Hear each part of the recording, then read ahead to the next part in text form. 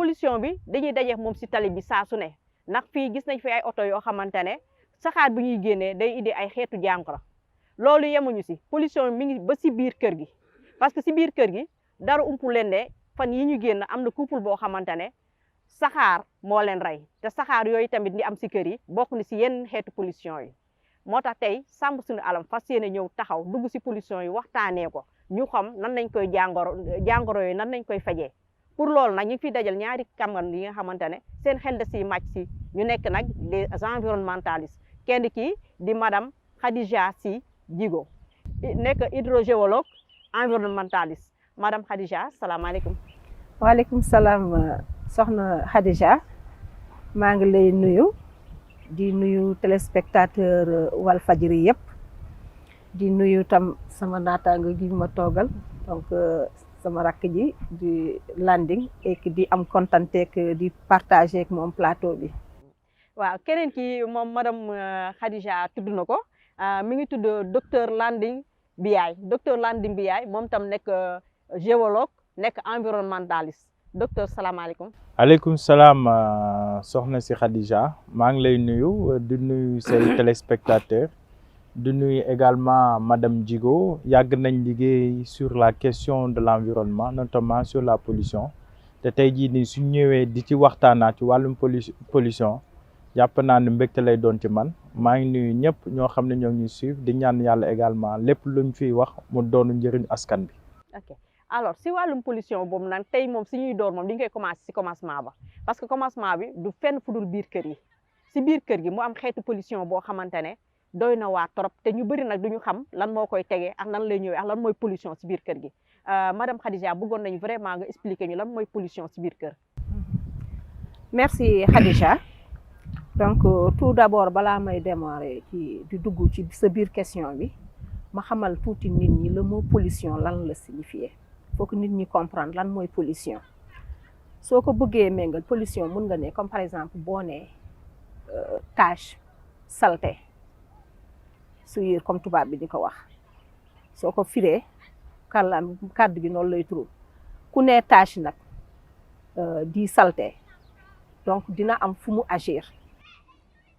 donc pollution buñ koy wax boo nee saleté bi ci biir ndax nit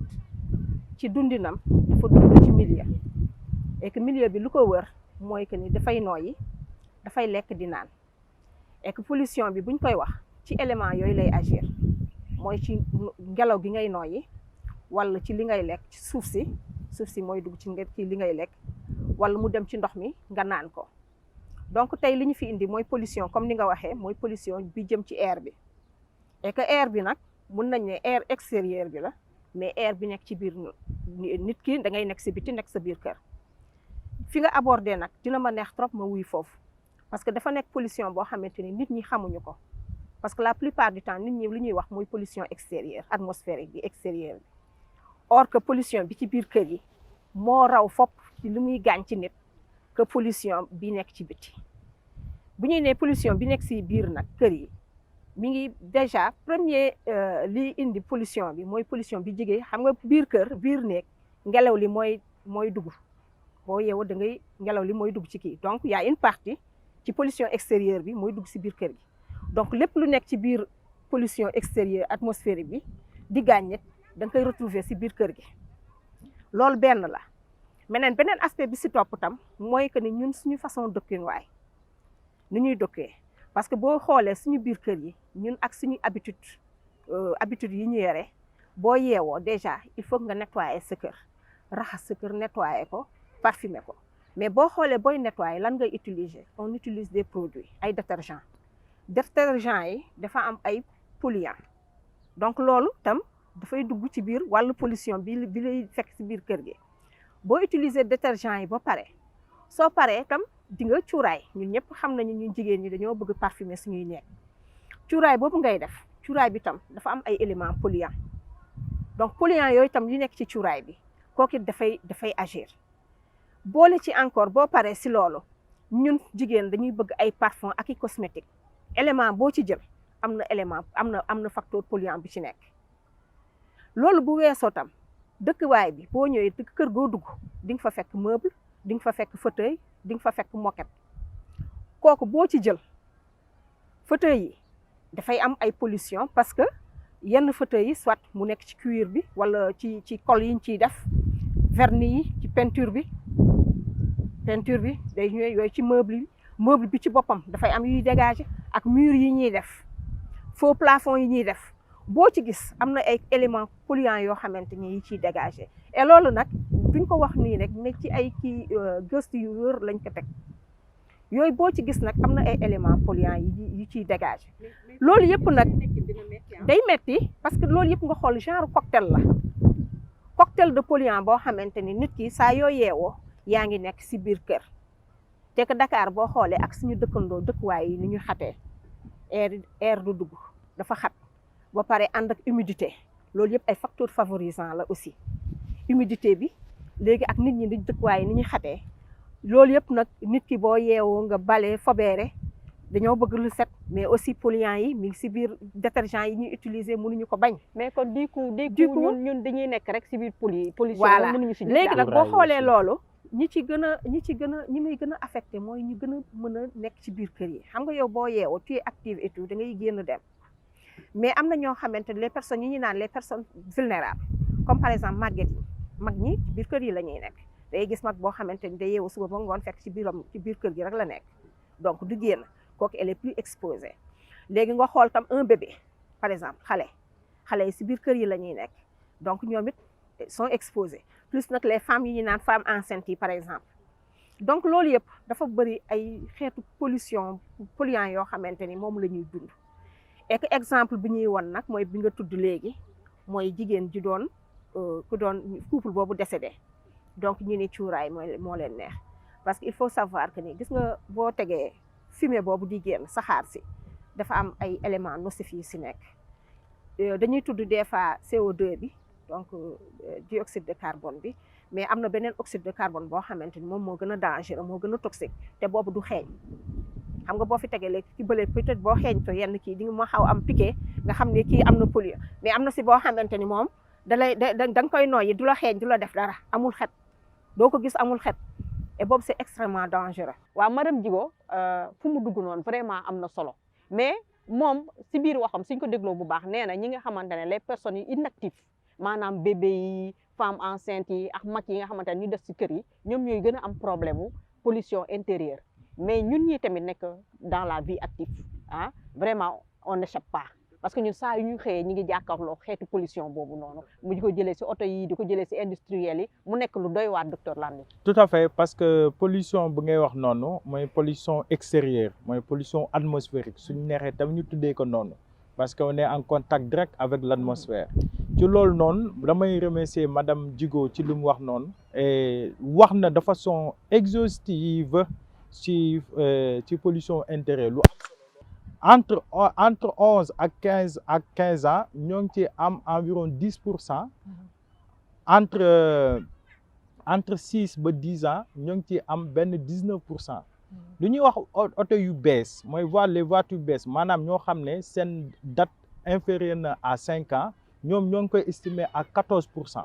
pour wax la ne type de pollution buñ nar a am te en plus tamit suñ parc automobile 90% des voitures dañuy utiliser diesel boobu sur les types de polluants comme PM10 PM2,5 dioxyde de soufre ak dioxyde d'azote wala oxyde de carbone bi ñoom ñoo ëppale tey jii nii lu ñu dégage en même temps aussi am na benn centre boo xam ne day estimer qualité de l'air au Sénégal centre boobu ñoo ngi koy teg au niveau de Cathédrale teg Médina teg HLM ak Yoff ak Bel Air mais foofu études yi dañuy wane ni type de pollution bi c'est tellement extraordinaire ba Sénégal wala Dakar dafa bokk les villes les plus polluées au monde te loolu noonu nag day am ay njeexital day am ay conséquences sur les maladies cardiovasculaires sur les maladies respiratoires sur les maladies liées au cancer et cetera et cetera. et pourtant loolu état bi mu ngi si doon wut ay solutions. parce que am na ay année yoo xamante ne tegoon na ne oto yi les oto yi nga xamante ne moins de 5 ans. buñ fa duggaat bu ñu dugg Sénégal moins de 8 ans duñ dugg Sénégal mais moins de 8 ans yooyu comme lu ma la doon expliquer léegi ñoo xam ne ëpp nañ 16 ans ñoo ngi toll 56%. c'est grave donc législation bi peut-être am na mais application wala applicabilité bi ça fait défaut ma jox la benn exemple rek keroog maa ngi jógee case fii rond point case ba maa ngi dugg ci benn oto clando boo xam ne chauffeur bi moo ngi naan ma carte grise bi 1984 la parce que daf ma ko bëggoon jaay mu ne ma kaay ma jaay la ci oto bi mu ne ko oto bi ban marque la et cetera mu ne ma oto bi dafa dëgër mu ne ma moteur bi laa changé mais carte grise bi 1984 la oto boobu am na 35 ans wala 36 ans mais pour wax la ni tey jii nii si biir législation bi nit ñi ñoo ngi koy jalgati donc y a des mailles yoo xam ne nit ñi dañ siy jaaree di def naka su dul noonu ñun du ñu rey te duñ ci xam dara donc cela veut dire carrément qu'il va falloir que l'État se résiste ñu xoolaat nan lañ mën a def pour à ce que loolu noonu ñu mun ko wàññi. mais pollution ba tey yemul foofu dafa gën a large parce que dafa dem ba si lu ñuy lekk. tout à fait tey fii nii ma rappelé téléspectateurs yi que fii ñu ngi si zone ñu ngi Patte d'Oie zone des Niayes mais fii tamit soo xoolee zone bi dafa pollué bien vrai que verdure baa ngi fa et tout mais da ngay sentir ne zone bi dafa pollué. madame Djigo. waaw ma bëggoon naa tuuti nag rebondir tuuti ci li Landing wax par rapport ak pollution atmosphérique bi. donc pollution atmosphérique bi effectivement mi ngi ciy wax côté transport bi bu ciy joué nag rôle bu am bu jéggi doyo donc mais aussi mooy wax na tuuti particule PM yi mooy poussière yi PM2,5 yi wala PM10 yi yooyu mooy particule de poussière bi et am na moment boo xamante ne nag poussière boobu ci nord bi la ñuy jógee kooku moom c'est des phénomènes naturels kooku mën nañ ne du effet nit ki daal parce que ci côté nord bi lay jógee avec le désert du Sahara moom mooy poussière yooyu ñooy pousse mooy ñëw ci nit te muy am impact bu kii nag ci nit ñi ak ci asthmatique yi mais bu weesoo loolu tam ci pollution atmosphérique il faut que ñu signaler aussi mooy lakk yi ñuy lakk mbalit yi ñuy lakk soit ci biir quartier yi parce que des fois nga gis koo xamante ne day dajale ay mbalitam mu taal ko wala yi décharge yi comme genre Mbëbës ñëpp gis nañ ni tey boo duggee biir Kër Massar waa Kër Massar population Kër Massar ñu ngi souffrir mais mbalit yi fa nekk la yooyu c'est des formes te yooyu lu ci gën a dangereux mooy que mbalit yooyu xam nga mbalit yu façon mbalit yu ne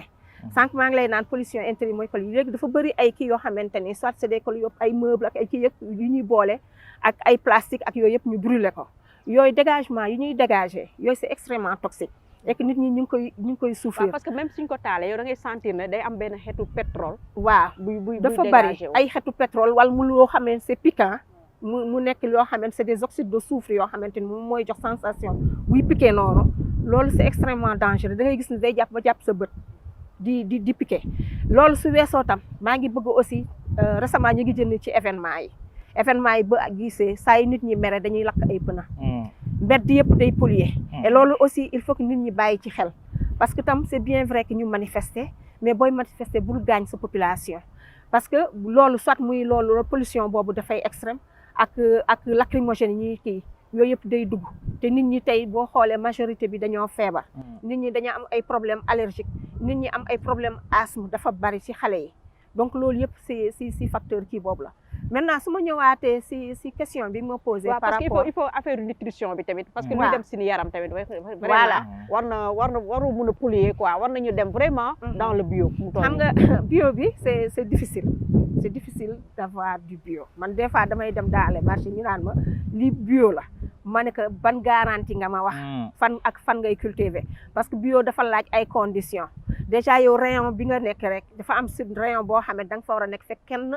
amul utiliser wul bio et loolu c'est difficile à avoir dans ce contexte bi ñu nekk foo dem léegi nit ñi dañuy dugg ci produit ba nga xamante ni même yow boo beroo fee nga naan kii mais ñu la entouré bu fekkente ni ñi ngi def produit rek produit à la goutte parce que day jaar ci ndox mi wala mu jaar ci ngelaw li ñëw dal ci la donc bio pour am ko c'est difficile mais il faut que ñu dem ci vers le bio c'est extrêmement important parce que bu ñu xoolee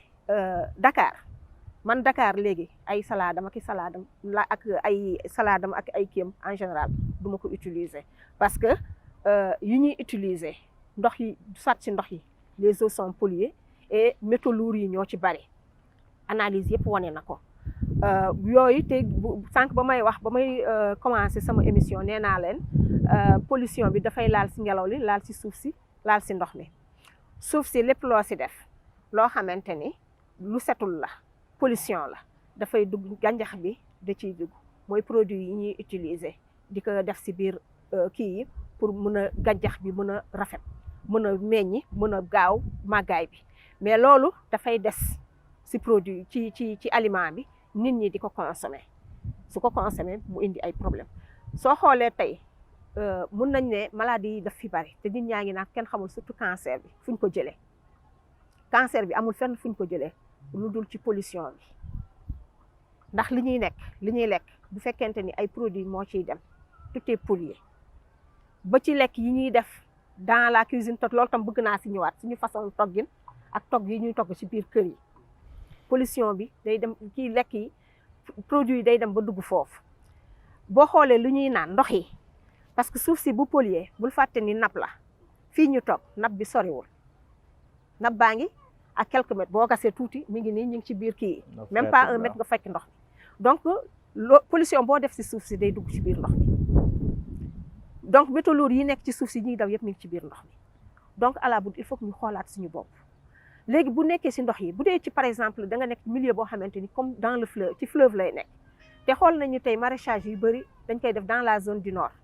wala yenn vallée yi yoo xamante ni dañuy def maraîchage ñooñu dañuy utiliser ay produits dañuy drainer wu dugg ci kii bi même boo soree ndox mi bu tawee ndox mi day drainer day dem dugg ci biir fleuve bi di causer ay problème ñun récemment am nañ études yi ñuy def yi ñuy mener dans le cadre de nos activités ak benn ONG bu ñuy naan Pure Earth dañ fi nekk ñoo xamante ni dañuy ñëw di jàppale nit ñi pour identifier ay zones yoo xamante ni dañuy polluer pour léegi nag ñoom dañuy ñëw ci suuf si di sonder suuf si di xool yan type de pollution la si nekk et que dañuy travailler ak environnement ak ministère de la santé ñooñu la ñuy tëkkaloo pour xool ci biir Sénégal yan type de pollution ak kii sites yu gën yi zones yu gën yi polluer ñu koy identifier di dem foofu di analyser suuf si di xool niveau de pollution bi ci tool mais à travers ce programme bi ñu doon dérouler gis nañ ni fii par exemple boo xoolee chaque zone am na ay spécifiques en général biir Dakar type de pollution bi ñu gën a ràññee bu ñu gën a suivre mooy le plomb suuf si pollution plomb bi nag fi ñu ko gisee mooy si garage yi en général garage yi xam nga façon boo xoolee garage yi huile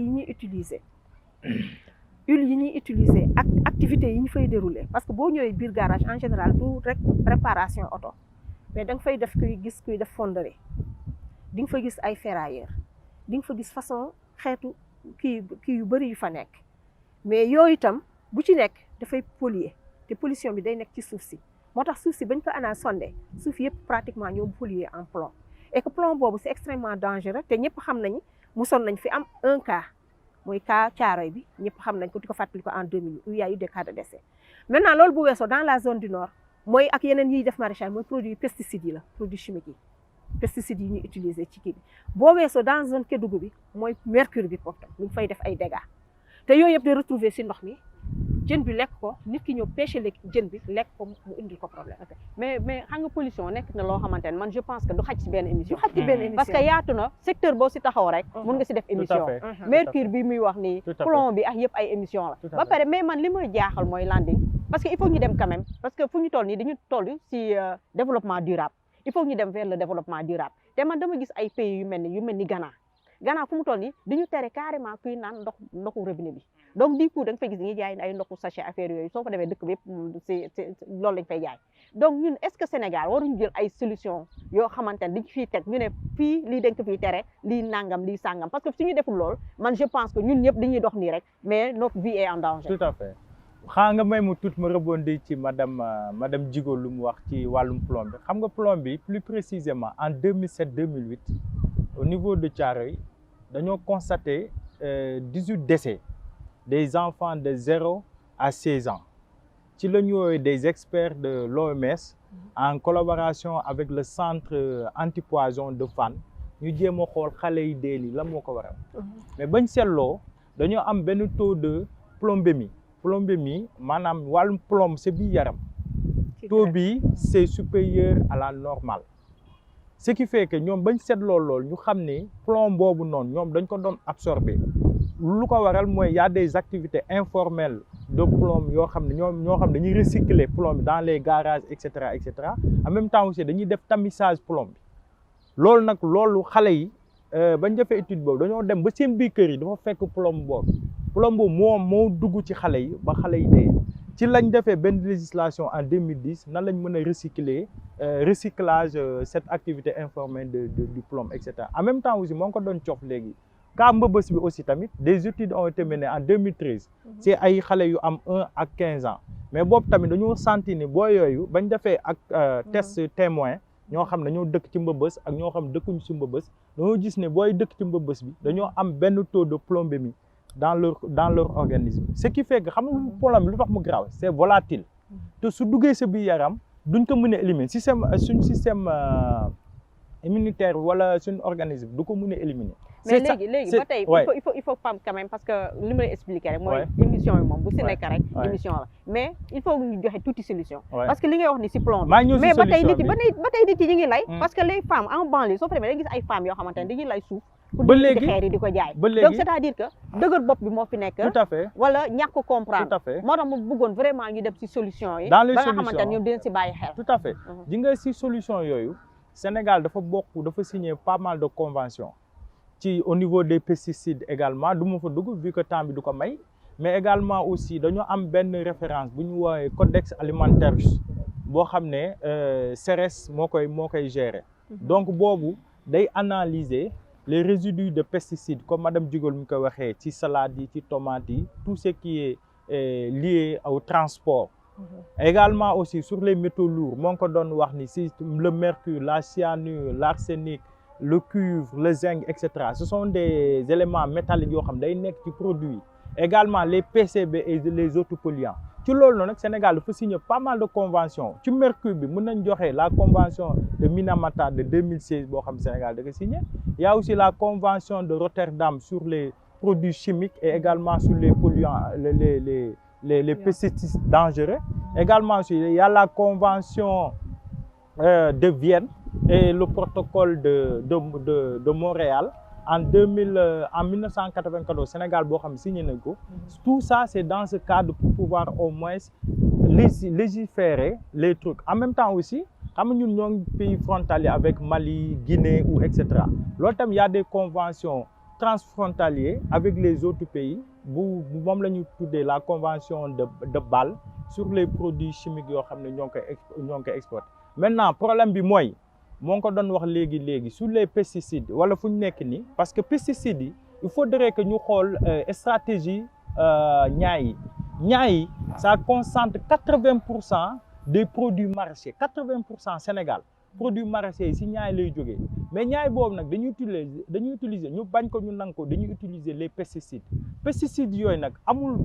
y a un vide juridique amul benn loi boo xam ne mooy gérer circulation ak utilisation des pesticides yu ñuy utiliser mooy les organophosphorés les organocolorés et cetera yooyu la ñuy utiliser te yooyu noonu nag day bàyyi njeexital si yaramu doomu aadama parce que y a des limites de résidus yoo xam ne maximal nit war ko mën a absorber te dañuy gis ni même si foofu laay daanelee ci benn étude bu ñu wane c'est très récent en 2017 dañoo wane ni les 15 polluants les plus dangereux 5 yi ñoo ngi koy utiliser dañ ko gis dans les nappes autour de cette zone maraîchère. ok benn deuxièmement aussi les 3 polluants foofu laay daanelee foofu laay daanelee les 3 polluants les plus dangereux sur les 15 dañ ko gis ci sol yi donc cela veut dire que le problème il est là. le problème il est là mais man tam li may ñaan gouvernement bi mooy fii on a des spécialistes yi nga xamante ne à chaque fois dañuy sonn def ay recherche def ay études yooyu ñu ngi leen di ñaan ngir yàlla ñuy jël di si tenir compte parce que vraiment dina mën a changer lu bëri mais mënuma daaneel te parce que madame Djigo dafa wax lu am solo si mortalité bi il faut ñu laal ko tuuti parce que il faut qu'on lance ñu sonner la alerte bi. taux de mortalité yi moom dafa élevé parce que boo xoolee xam nga état yi en général boo xoolee fii à travers la presse ak yëpp li ñuy wax en général même dans les politiques li ñuy gën a wax mooy on parle beaucoup de tuberculose dinañ wax kii tuberculose ñi ngi wax fii sida ñi ngi wax nu mu tuddati ay pali ak yooyu or que pollution bi li ñuy rey ci études yi ñuy def études yi ñuy révélé boo boolee ñett yooyu yi ñuy financé pollution bi lu muy rey moo ëpp foofu. Tout à fait. La pollution tue 3 fois plus que tuberculose lu muy rey boo boolee tuberculose sida ak kii lu muy rey kii bi pollution bi moo ko ëpp et pourtant en général on ne tient pas compte dans nos programmes et les politiques on ne parle pas de la pollution duñ ko ci dugal duñ ko prévoir ci seen i financement yi amuñu benn projet dans le cadre de la pollution yi ñuy dugal di ko prévoir ci seen kii or que tey boo xoolee pollution bi lu muy impacté ci santé nit ñi maladie feebar yi ñuy kii yëpp la pollution joue un grand rôle extrêmement am na ci wàll léegi nag bëgg naa waaw mi ngi jeex mais bëggoon naa xool tuuti ci biir kër gi aussi ci pollution intérieure bi mooy par rapport ak suñu mode de cuisson pollution intérieure moom dañuy ñëw defaat si émission spéciale waaw parce que pollution man maa ngi doog a rendre compte que ne du loo xamante ne dama ko waroon boole non li may def mooy dañ siy dellu siwaat bu nekk ñu taxaw ko si benn pànc waxaat ci parce que waxtaan bi am na solo xalaat yi ngeen fi joxe am na solo te yaakaar naa dina jëriñ mais yaa ngi wax solution yi aussi solution yi pour man solution bi ñuy wax kii mi ngi aborder par rapport ak convention mais solution yi du état bi rek moo yore kii bi solution bi sensibilisation bi parce que nit ñi xamuñu en fait et que ñun on s'est rendu compte nit ñi xamuñu même boo nekkee ci même garage yi ñuy doon évaluer boo ñëwee di waxtaan ak ñoom parce que les premières personnes exposées mooy ñoom la ñoom ñi ci dund chaque matin ngay xëy di ci wut loo yóbboo sa kër mën nga mën a sa activité mais boo ko xamee xëy na di nga ko sellal de telle sorte que ni du la gaañ parce que ñoom ñooy les premières victimes donc encore une fois je pense que sensibilisation bi et que yéen tam am ngeen ci rôle boo leen ci joué. tout à fait moo tax maa ngi rafetlu sa émission bii nga def. man bariwuma di génn kii mais ba nga ma wooyee def ma thème bi ma ne que bien que man j'aime pas trop kii mais bii dina ma jaral mu ñëw wax parce que nit ñi on s'est rendu compte nit ñi xamuñu or que ñi ngi exposé wu. tout à fait en tout cas man maa ngi leen di gërëm waxtaan bi amoon na solo li ma si doon xaar yëpp vraiment gis naa ko parce que man it lii rek laay wër man je me dis tout le temps que les Sénégalais yi duñu dëgërul bopp souvent duñu am la bonne information parce que fi ngay dem di liggéey di fa daan sa doole demoo fa pour dee fa da nga dem pour daan sa doole donc du ma def lu dul remercier leen di leen jox rendez-vous très bientôt parce que nee naa pollution bi moom il faut ñu dugaat si gën koo xóotal madame Djigo jërëjëf kontaan nañu trop si sa présence fii docteur Landing jërëjëf voilà mbokku téléspectateurs yi ñu ngi leen di jox rendez-vous dans 15 jours ci beneen numéro Sàmm Sunu Alam mais mbokku téléspectateurs yi tey du ma dem tàggoo te vraiment gërëmuma sama réalisateur parce que nee nañu feccum liir su neexee rek yaay jee jàpp si mbagg yi ndax man ba may am ambition def sama émission pour environnement métti woon na trop si man mais benn nit moo ñëw gëm ma gis ne lii war na population bi soxla nañ ko war na bokk si programme télé yi mu jël ma di ma accompagner kooku di keneen ku dul Charles René Fall maa ngi koy gërëm di ko sant di ñaan vraiment collaboration bi yàgg te dëgër rendez-vous dans 15 jours